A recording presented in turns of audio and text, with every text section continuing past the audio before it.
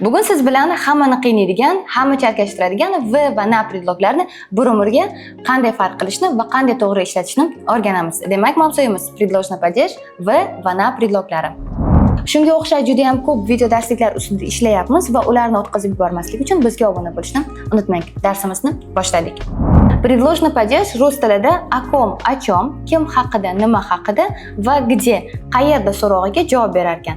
Va bugun siz bilan aynan qayerda so'rog'iga javob berishni o'rganamiz. O'zi nima uchun предложный падеж ishlatiladi? Birinchi ma'nosi bu joyni bildirish uchun, ya'ni ish harakati qayerda sodir bo'layotganini bildirish uchun va biz bu yerda где so'rog'iga javob beramiz. Va ikkinchi ma'nosi bu haqida, о ком, kim haqida, о чем, nima haqida. Biz hozir предложный падеж haqida umumiy tushunchaga ega bo'ldik va endi где, qayerda so'rog'iga javob berishni o'rganamiz.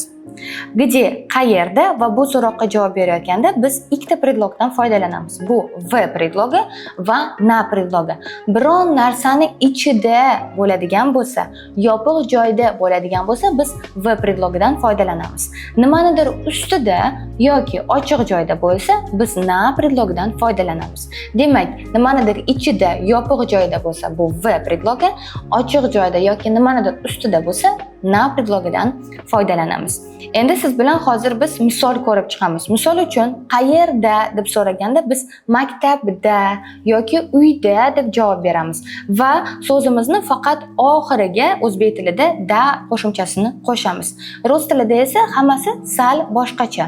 Biz so'zni boshiga v yoki na predlogini qo'yishimiz kerak bo'ladi va so'zimizni oxiriga y harfini qo'shishimiz kerak bo'ladi. Ya'ni bizni otimiz ham qo'shimcha oladi va otdan oldin ikkita predlogdan bittasi ishlatiladi. Hozir siz bilan ko'p misollarni ko'rib chiqamiz. Например, в школе, maktabda. Maktab yopiq joy bo'lganligi uchun v predlogidan foydalandik va so'zni oxiriga y harfini qo'shdik. Shkola, shkolega o'zgardi. В школе, maktabda, на кухне, oshxonada, в городе, shaharda, в университете, universitetda. Bu yerda ma'nosiga qarab, yopiq joymi, ochiq joymi, shunga qarab predlogdan foydalandik va so'zni oxiriga y harfini qo'shdik. Endi esa yaxshilab eshiting va buni eslab qoling. Qachon na predlogidan foydalanamiz? Например, на столе. Bu yerda na predlogidan foydalandik chunki stolning ustida. Na улице, na predlogidan foydalandik chunki ko'chada, ochiq joyda. Uchinchisi bu ko'pchilik bilmaydigani va buni albatta siz endi bilasiz va eslab qolishingiz kerak bo'ladi. Bu na уроке, darsda. Ya'ni dars degan joy yo'q. Va siz qanaqadir voqeada, jarayonda qatnashyapsiz. Buni proses desak bo'ladi. Siz qanaqadir jarayonda qatnashayotgan bo'lsangiz, qanaqadir hodisada da bo'layotgan bo'lsangiz, bu yerda ham na predlogidan foydalanishimiz mumkin. Misol uchun, men darsdaman deganingizda, dars degan qanaqadir bino, yopiq joy yoki ochiq joy yo'q. Bu qanaqadir voqea, jarayon va siz unda qatnashyapsiz. Bu bo'lishi mumkin na svadьбе, to'yda, na встрече, uchrashuvda bo'lishi mumkin. Demak, uch xil holatda biz na predlogidan foydalanamiz. Na stole, nimanidir ustida bo'lsa, na улице, ochiq joyda bo'lsa, na уроке, qanaqadir proses, qanaqadir jarayonda bo'lsa. Endi esa v predlogini eslab qolishingiz kerak bo'ladi. Ikkita holat: v magazine, yopiq joyda, tomi bor, devori bor, yopiq qanaqadir binoning ichida. Это может быть больница, kasalxona, это может быть школа, maktab, это может быть universitet. Buni barchasi bino va siz men universitetdaman deganingizda universitetning ichida bo'lasiz. Ikkinchisi это в sumke. Sumka bu bino emas, lekin nimanidir biz qayerdaligini aytayotganimiz sumkaning ichida deb aytamiz. Nimanidir ichida, korobkaning ichida bo'lishi mumkin, в коробке, sumkaning ichida bo'lishi mumkin, в sumке, cho'ntakda bo'lishi mumkin, cho'ntakning ichiga solamiz, в кармане. Ikki xil holat. Demak, yopiq binoning ichida v predlogi, nimanidir ichida, bu yerda ham v predlogi. Buni eslab qoldingiz. Endi esa ko'pgina misollarni ko'rib chiqamiz va istisnolar haqida gaplashamiz. Endi jadvalga e'tiborimizni qaratamiz va har bitta misolni men tushuntirib ketishga harakat qilaman. Birinchi v predlogini ko'rib chiqamiz. Nimaga v ishlatilgan? В auditoriya, auditoriya yopiq joy, shuning uchun v predlogi. В biblioteke, biblioteka kutubxona, kutubxonaning ichida v predlogi. В bufete, bufet ovqatlanadigan joy va v bufete bo'ladi chunki bu joy nomi, qanaqadir yopiq joy. В dekanate, dekanat degan joy bor, qanaqadir kabinetning ichida. В kafe, kafe bu bino, binoning ichida v predlogi. В klasse, sinfda, sinf xonasining ichida da yopiq joy v predlogi.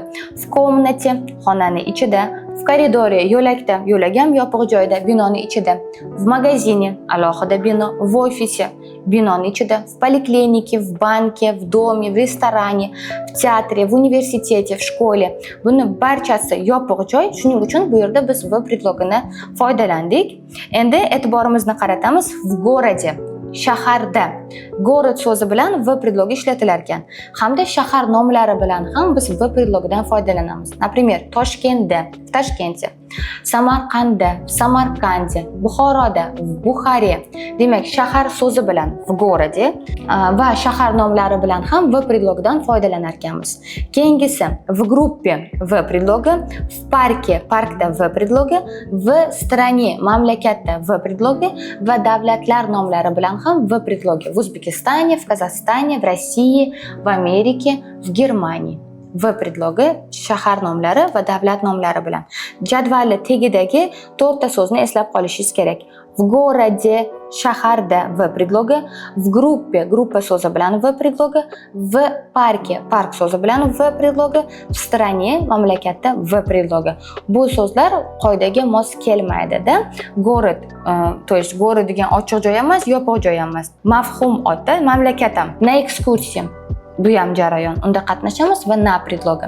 Endi e'tibor qarating. Na daske, da doskada dars o'tadigan xonada doska bo'ladi va doskani ustiga yozamiz. Na daske, doskani ustki qismiga yozamiz. Shuning uchun na predlogi.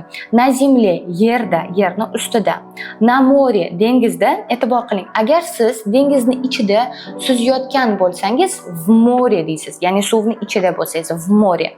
A dengiz yonida dam olayotgan bo'lsangiz, dengiz yonida nimadir joylashgan bo'lsa, nimadir voqea dengiz yonida sodir bo'layotgan bo'lsa, bu yerda na predlogidan foydalanamiz. Bunga ham alohida e'tiboringizni qarating. Na остановке, bekatda, bekat ochiq joy, na площади, maydonda ochiq joy bo'lganligi uchun na rodini eslab qolishimiz kerak. Vatanda.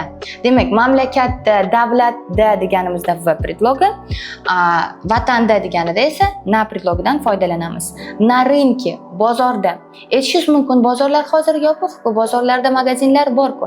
Lekin bu qoida paydo bo'layotganda bozorlar ochiq joyda bo'lgan. Va tarixga qaraydigan bo'lsak, ko'pgina bozorlar hali ham ochiq joyda, usti ochiq. No, potom quyosh urgan, ustini yopishgan. Na rынке, na predlogi bilan foydalanamiz. Esimizdan chiqmasin. Na stene, devorda, devorni ichida emas, ustki qismida nimadir osilib turgan bo'lsa, то есть biz aytamiz na stene. Tak, na улице, na stadioне, stadionda ochiq joy stadion, na predlogi, na улице, ko'cha ochiq joy, na predlogidan foydalandik. Endi tablitsamiz tagida, jadvali tagida 4 ta so'z bor. Bularni eslab qolishimiz kerak. Ular yopiq joyni bildirganiga qaramasdan na predlogi bilan ishlatilar ekan. Это на вокзале, vokzalda, na zavode, zavodda, na почте, pochtada, na fabrike, fabrikada. 4 ta so'z eslab qolamiz. Na vokzale, na zavode, na почте и na fabrike. 4tasi istisno ekan. Endi e'tiborimizni juda ham g'alati holatga qaratamiz. Ba'zi so'zlar bilan biz va na predloglardan foydalanishimiz mumkin ekan. Bu qanday holatlarda ko'rib chiqamiz. Например, на сумке.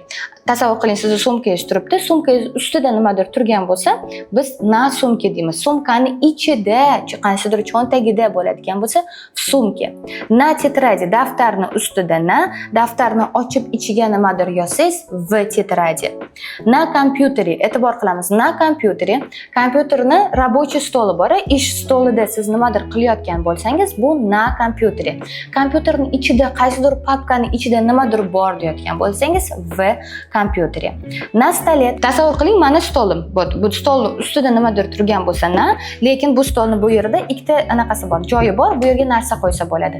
Bu qismida bo'lsa bu v stoli, ustida bo'lsa na stoli. Ba'zi stollarni ish stollari bor va ularning tortmalari bor. O'sha tortmasini ichida bo'lsa, biz v predlogidan foydalanamiz. Lekin stolning ustida nimadir turgan bo'lsa, albatta biz na predlogidan foydalanishimiz kerak bo'ladi. Tak, na tumbochka. Tumbochka bu tortmali kichkina mamlaqa turbuchi shkafdir-da. И agar uni ustida bo'ladigan bo'lsa, biz na tumbochka deymiz. Tortmasini ichiga solib qo'ygan bo'lsa, ochib, eshigini ochib solib qo'ygan bo'lsa, biz v tumbochka deymiz. Endi shkafni tasavvur qiling, katta eshikli javon, katta eshikli shkaf. Bizada odatimiz bor, agar shkaf pastroq bo'lsa, ya'ni potolokka shishga tegmasa, biz nima qilamiz? Ustiga ham narsalar qo'yib tashlaymiz. Shunaqa ustiga narsalar qo'yib tashalgan bo'lsa, na shkafu. Shkafni eshigini ochib ichiga narsalar osib ili taxlab qo'ygan bo'lsa, v shkafu. Keyingisi na gazeta. Bu xuddi titrat misoliga o'xshaydi. Gazetaning ustida yoki bo'lmasam birinchi muqovasida bo'ladigan bo'lsa, na gazeta. Gazetaning ichida nimadir yozilgan bo'lsa, v gazeta. Misol uchun gazetada o'qidim demoqchi bo'lsangiz, я читала это в газете deysiz. Так, на окне, derazada. Так, смотрите, на окне ko'pincha ishlatiladi qachon? Derazani mana bunaqa joyi bor. Odamlar oldin gullar qo'yib qo'yardi, ba'zilar hozir ham gul qo'yadi. Podakonik. Podakonikda bo'ladigan bo'lsa, na okne. Derazada, ya'ni derazadan tashqarida deb ba'zida gapirilganda v okne deb ishlatsa ham bo'ladi. Misol uchun men ko'pincha na okne deb ishlataman va bu misolni ko'p uchratganman. Teper eng qizig'i to'rttasiga e'tibor beramizda. Transportlar, avtobus, metro, tramvay, trolleybus bilan v predlogidan ham foydalansak bo'lar ekan, na predlogidan ham foydalansak bo'lar ekan. Ba'zida siz kinoda buni uchratgan bo'lishingiz mumkin, multfilmlarda uchratgan bo'lishingiz mumkin. Ba'zi vaziyatlarda v deydi, ba'zilarida na. Hozir shunga aniqlik kiritamiz. Tasavvur qiling, siz avtobusning ichidasiz va avtobusning ichida o'rtog'ingizni uchratdingiz.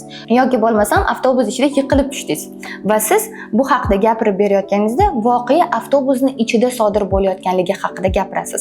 Значит, я встретила друга в автобусе. Men do'stimni avtobusda uchratdim, ya'ni avtobusning ichida uchratdim. Я упала в автобусе. Avtobus ichida yiqilib tushdim. Bu yerda voqea avtobusning ichida sodir bo'lyapti va biz v predlogidan foydalanamiz. Lekin siz men avtobus yordamida keldim, avtobus orqali qatnaymanda, ya'ni harakatlanish uchun qaysidir transportdan foydalanishingizni aytganingizda, siz na predlogidan foydalanasiz. Na avtobusi, na trolleybusi, na metro. Nimaga? Chunki na chom, nimada degan so'roq bor. Savol so'z bor, na chom. Bu yerda na predlogi bilan biz savol beramiz. Demak, javob berayotganda ham na predlogidan foydalanishimiz kerak. Я приехала на метро. Men metroda keldim. Ya'ni metro yordamida keldim. Я приехала на автобусе. Avtobus orqali keldim. Bu yerda ham na predlogi. Bu mavzuni yaxshilab eslab qolishingiz uchun mana shu jadvalni o'zingizga saqlab olishingiz kerak. Albatta, barcha so'zlarga e'tibor berishingiz kerak va qayerdadir so'zlarni shu predloglar bilan uchratganingizda siz e'tibor berishingiz kerak, analiz qilishingiz kerak. Nimaga v universiteti, nimaga na улице, nimaga na avtobusi, nimaga v avtobusi deb o'zingizga tushuntirib ketishingiz kerak. V universiteti, chunki v universitetning ichida. Na улице, ko'cha, ochiq joy, ko'chada. Ochiq joy usti yopiq emas. Shuning uchun na predlogi deb o'zingizga tushuntirib borishingiz kerak.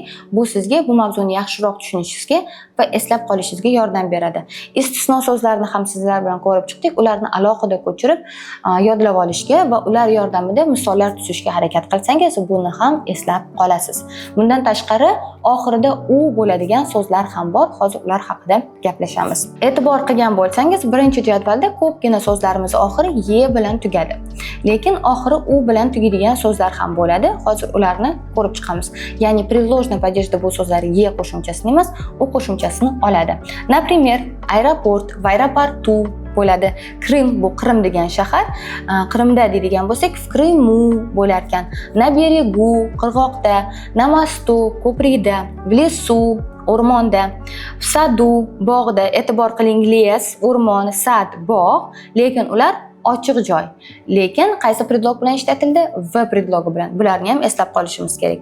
V shkafu, shkaf ichida, na palu, polda, в углу, burchakda, в ряду, qatorda, в рту, og'izda, на носу, burunda, на лбу, peshonada.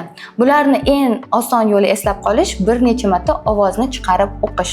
Qanaqadir bir-biriga o'xshab ketadigan so'z oxirida u deganingizda esingizda qolib ketadi. Chunki bu holatni ko'p uchratganman. 3 marta, 4 marta o'qiysiz, esingizda qoladi.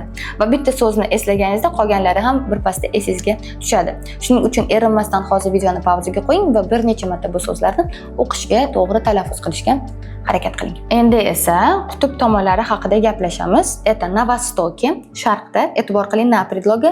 На востоке, sharqda, на западе, g'arbda, на севере, shimolda, на юге, janubda. Qutb tomonlari bilan na predlogidan foydalanar ekanmiz. Agar siz juda ham e'tiborli kuzatuvchi bo'lsangiz, bu narsani sezgan bo'lishingiz mumkin.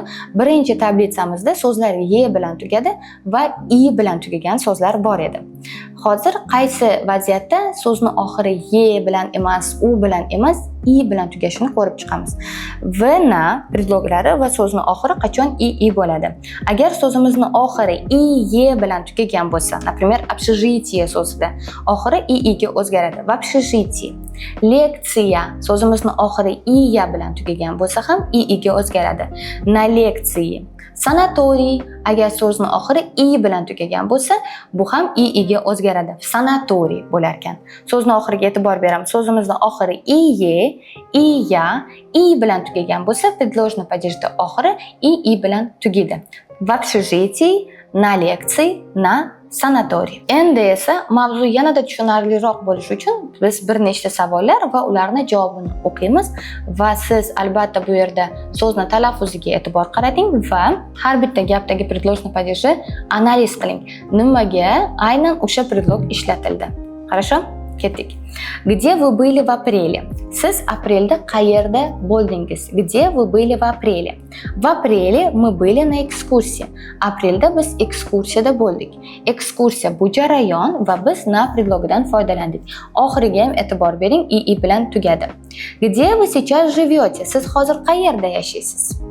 Сейчас мы живем в Германии. Biz hozir Germaniyada yashaymiz. V predlogi chunki davlat nomi. Где висит фото? Fotosurat qayerda osilib turibdi? Foto висит на стене. Na stene, devorda. Devorning ustki qismida, shuning uchun na predlogidan foydalandik. Где стоят столы? Столы стоят в кабинете. Stollar qayerda turishibdi? Stollar xonada turishibdi. Xonani ichida, поэтому в кабинете. Где сидят студенты? Talabalar qayerda o'tirishibdi? Studenti sидят в аудитории. Talabalar auditoriyada o'tirishibdi. Ya'ni auditoriya ichida o'tirishibdi, yopiq joy. Где лежит ковер? Gilam qayerda yotibdi? Где лежит ковер? Ковер лежит на полу. Gilam polda yotibdi, ya'ni polga yoyilgan. Na полу. Polni ustida, поэтому предлог на. Где учится Антон? Anton qayerda o'qiydi? Anton учится в университете. Anton universitetda o'qiydi. Nimaga v? Chunki universitet yopiq joy. Где вы вечером занимаетесь? Kechki payt qayerda shug'ullanasiz? Вечером мы занимаемся в библиотеке. Kechki payt biz kutubxonada shug'ullanamiz. Kutubxona yopiq joy, поэтому в библиотеке. Где работает брат? Aka qayerda ishlaydi?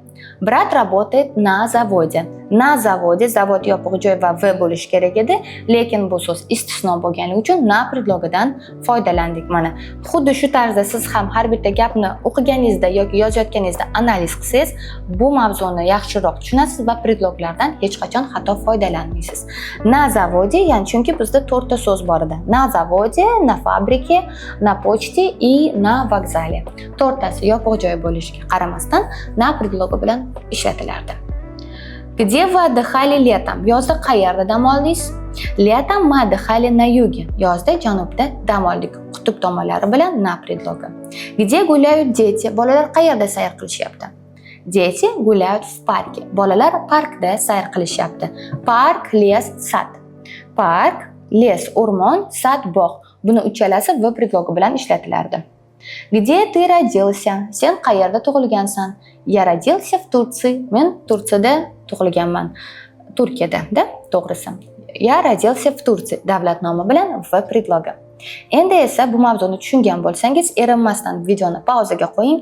Bu savollarni va javoblarini o'qing va har bittasini menga o'xshab tahlil qilishga, analiz qilishga harakat qiling. Bundanda to'liqroq tushuntirilgan video darsliklarini ko'rib hamda o'qituvchilar yordamida rus tilini tez o'rganishni xohlasangiz, sizni Prep o'zining onlayn kurslariga taklif qilaman. Kursda o'qish uchun esa video ostida biz havola qoldirdik. Havola orqali ro'yxatdan o'ting, bizni o'quvchimizga aylaning va rus tilida tez gapirib keting.